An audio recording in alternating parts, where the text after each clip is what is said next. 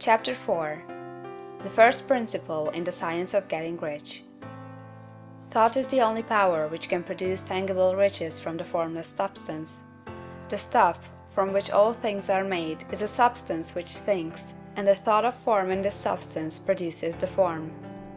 Original substance moves according to its thoughts. Every form and process you see in nature is the visible expression of a thought in original substance. As the formless stuff thinks of a form, it takes that form. As it thinks of a motion, it makes that motion. That is the way all things were created. We live in a thought world, which is part of a thought universe. The thought of a moving universe extended throughout formless substance, and the thinking stuff moving according to that thought took the form of systems of planets and maintains that form. Thinking substance takes the form of its thought and moves according to the thought. Holding the idea of a circling system of suns and worlds, it takes the form of these bodies and moves them as it thinks. Thinking the form of a slow-growing oak tree, it moves accordingly and produces the tree, though centuries may be required to do the work. In creating, the formless seems to move according to the lines of motion it has established. The thought of an oak tree does not cause the instant formation of a full-grown tree, but it does start in motion the forces which will produce the tree along established lines of growth. Every thought of form, held in thinking substance, causes the creation of the form, but always, or at least generally, along lines of growth and action already established. The thought of a house of a certain construction, if it were impressed upon formless substance, might not cause the instant formation of the house, but it would cause the turning of creative energies already working in trade and commerce into such channels as to result in the speedy building of the house. And if there were no existing channels through which the creative energy could work, then the house would be formed directly from primal substance, without waiting for the slow processes of the organic and inorganic world. No thought of form can be impressed upon original substance without causing the creation of the form. Man is a thinking center, and can originate thought. All the forms that man fashions with his hands must first exist in his thought. He cannot shape a thing until he has thought that thing. And so far man has confined his efforts wholly to the work of his hands. He has applied manual labor to the world of forms, seeking to change or modify those already existing. He has never thought of trying to cause the creation of new forms by impressing his thoughts upon formless substance. When man has a thought form, he takes material from the forms of nature, and makes an image of the form which is in his mind.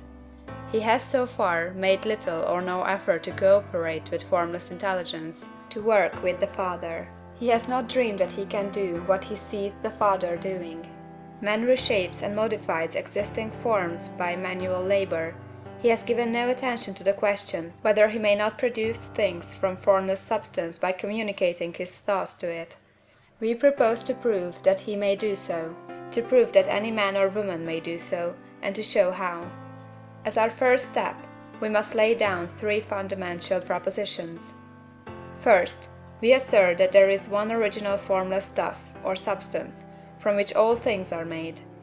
All the seemingly many elements are but different presentations of one element. All the many forms found in organic and inorganic nature are but different shapes, made from the same stuff. And this stuff is thinking stuff. The thought held in it produces the form of the thought. Thought, in thinking substance, produces shapes. Man is a thinking center, capable of original thought. If man can communicate his thought to original thinking substance, he can cause the creation or formation of the thing he thinks about. To summarize this, there is a thinking stuff from which all things are made, and which, in its original state, permeates, penetrates, and fills the interspaces of the universe. A thought, in this substance, produces the thing that is imaged by the thought. Man can form things in his thought, and, by impressing his thought upon formless substance, can cause the thing he thinks about to be created. It may be asked if I can prove these statements, and without going into details, I answer that I can do so, both by logic and experience. Reasoning back from the phenomena of form and thought, I come to one original thinking substance, and reasoning forward from this thinking substance, I come to man's power to cause the formation of the thing he thinks about.